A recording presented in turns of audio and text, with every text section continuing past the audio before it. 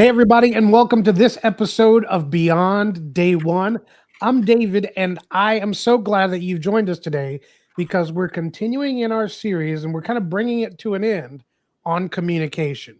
Now, if you've been following us through these last couple of conversations, you'll realize that we started by talking about how communication is maybe the singular most important pro skill or soft skill that you have to have in order to succeed. We then transitioned and talked about how communication has a superpower, and that superpower is listening and Yeah. the power of listening in your daily work life as part of communication.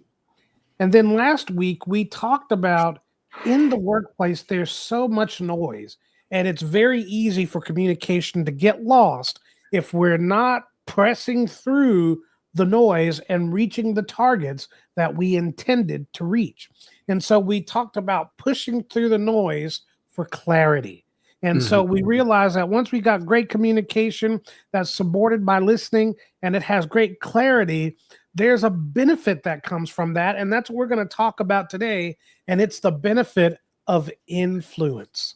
Influence. Now, look, most of us know and have heard about influencers.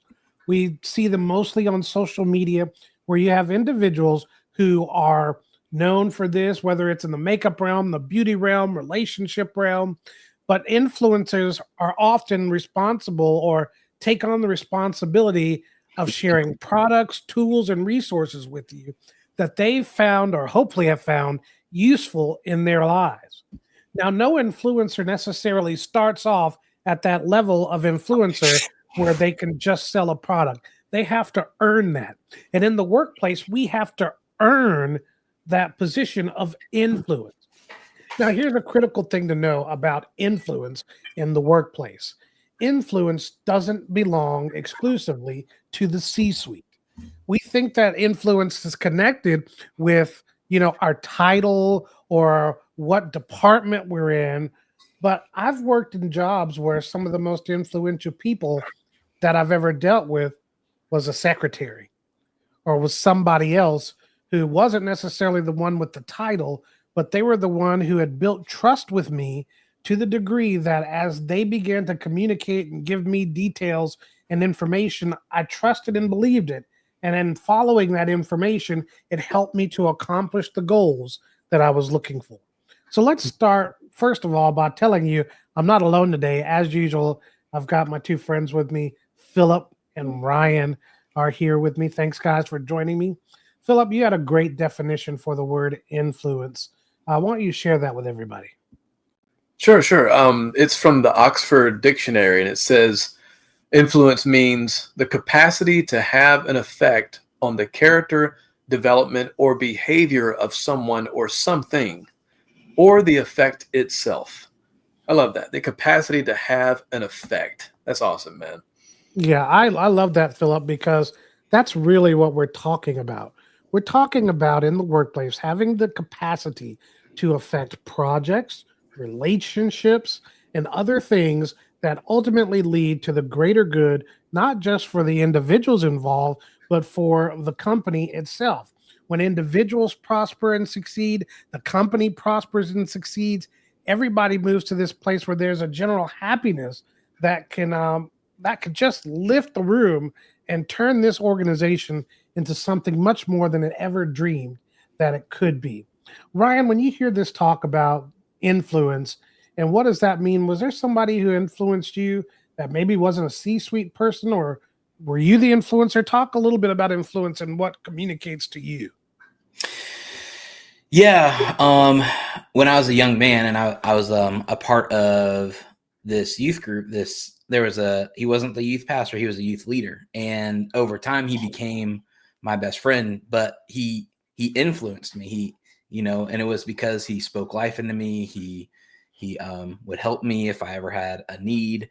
He befriended me. And so he became this great influence and in large part is the reason why I am today. And we're still, some 20 years later, we're still really good friends. And so, yeah, I mean, he wasn't the top leader, but, he did influence me. And I don't know, and you tell me what you think, but so many times in organizations, it's not the manager, it's not necessarily the project leader or the CEO who's driving the influence. There's so many people within the organization that carry this influence. And that means that when we say they carry that influence, that means that somehow or another they're good communicators, Hmm. that they listen, that they found a way to break through that clarity. They've demonstrated some level of empathy. And by having those skill sets in play, now when they're guiding and talking to you, they've begun to develop and build a trust in you that can survive the duration of your relationship as long as things continue down the path that they've built. But Philip, there are also there's some bad influence that can happen at work as well. Yeah. Yeah. Absolutely. Um, a lot of the time, especially if you're working around the same people every day, the famous saying that you become who you hang around. And so if you are dealing with people, maybe their work ethic really isn't up to snuff. Maybe they like to cut corners. Maybe they like to only work hard when the boss is looking or when the manager's there. Those types of things, whether you realize it or not, sometimes they can chip away at your sense of what's permissible, what's okay to do at work, and you kind of stop uh, going by your own internal compass with these things and start looking around to see, okay, if everybody else is doing this, I guess it's okay for me to do it too. And so in that regard, you can let your own personal standards slip sometimes. So that is a form of influence, not and obviously not in the good way, but it's a form of influence where you're being driven more by the external environment rather than your own internal compass and sense of what's right and wrong, your sense of integrity, that type of thing. So, like I think it's a good way to maybe to say that it influence is a two-edged sword. If you think about it, it can Yeah. in one direction to prompt people and inspire people to be better, and also in the other direction, it can cause people to kind of go on the coasting downhill, shall we say?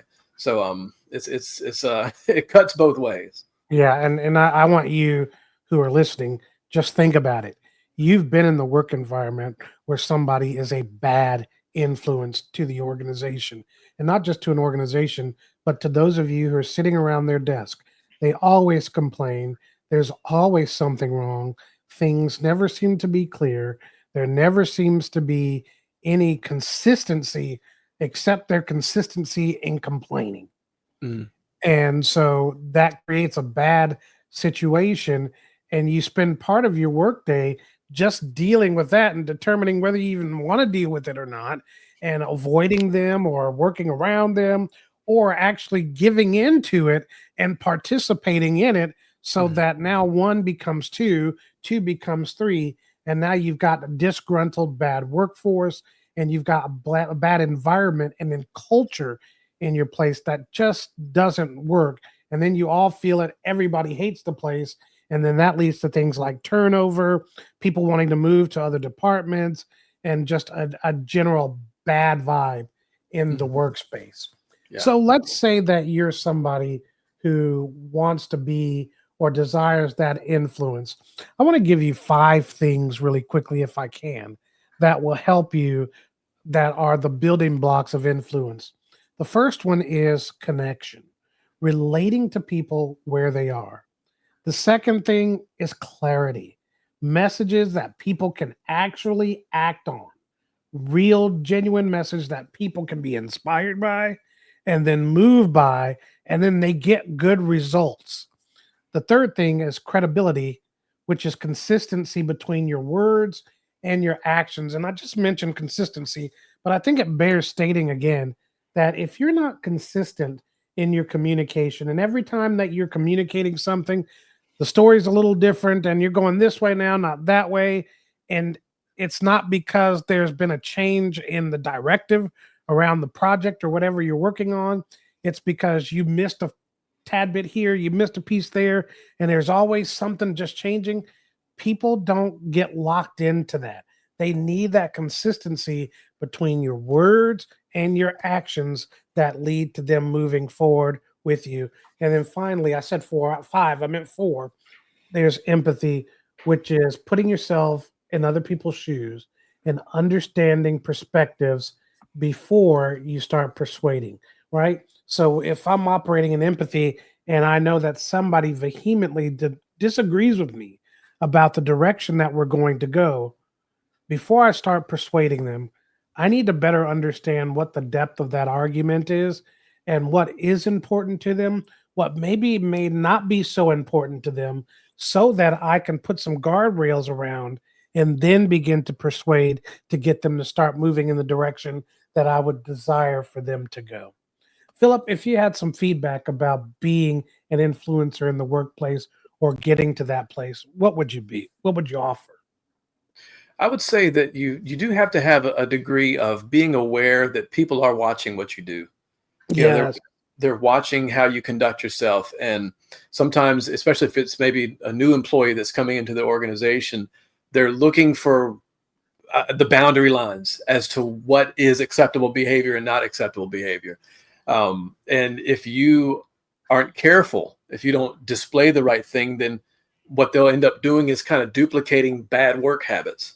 So I would say definitely be mindful that even just your actions, just the way you conduct yourself every day with how you do your job, the attention to detail, the following up on things that need to be addressed, those things speak volumes. Even if you're not saying a whole lot, those things speak volumes and can be an influence even without you having to say a word.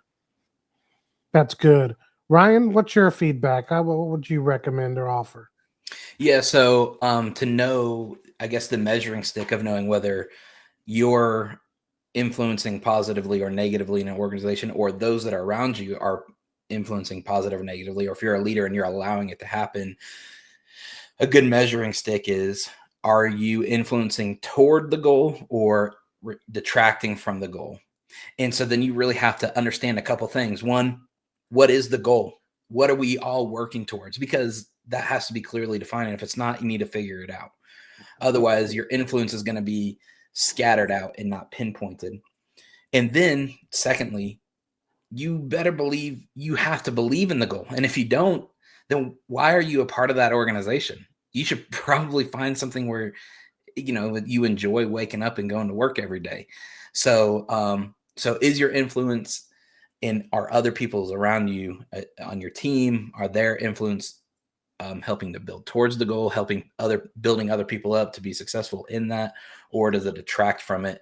Does it negatively affect people? Does it manipulate people? Does it divide people? So you got to really understand that and work and, hopefully help people work towards whatever the organization's goal is or your team's goal is. That's good. Thanks, Ryan. Yeah. If I were to give you a final thought, it would be that you don't even have to fight or work super hard to be a great influence in your workplace. All you have to do is focus on the skill of communication. And by being a good communicator, you will find that influence comes to you, just like influence comes to people who are online and in social media and all of these places that are selling things, sharing things, and feedback on products, as we talked about as we open this, that are successful at it. We need communication desperately in our workplace. And if I would tell you, if there was an enemy to a happy workplace, it would be bad communication. But we don't have to be guilty of bad communication. We have to begin to practice good communication so that we can execute it. And we have to learn from our mistakes. So take the time to communicate, whether it's written, whether it's verbal. And then when you make a mistake or something comes up short, first of all, be sure to own that mistake and own that mistake with the person you made the mistake with. That's part of good communication. The third thing about that is then learn from that mistake and learn how you got to do it differently next time. And then go on and do the next time and keep practicing.